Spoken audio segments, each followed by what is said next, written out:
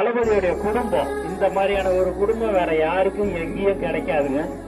உண்மையாவே சொல்ல போற நீங்களே இதெல்லாம் நீங்க பாத்தீங்க அப்படின்னா, நான் ஒரு சட்டமன்ற உறுப்பினரா இருந்திருக்கிறேன்.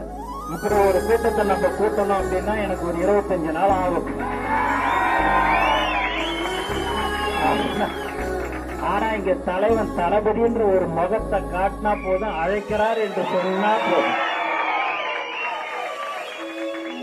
மேலும் இந்த மாதிரியான ஒரு அன்பான கூட்டம் நம்ம தளபதியால நமக்கு கிடைச்சிருக்குது. அதை நல்ல விஷயங்களுக்கு நாம் பயன்படுத்த வேண்டும்.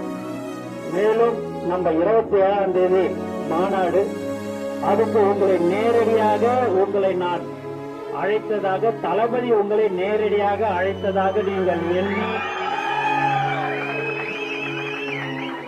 இந்த மாநாடுக்கு நீங்கள் வர வேண்டும் என்று உங்களை நான் அன்புடன் கேட்டுக்கொள்கிறேன்.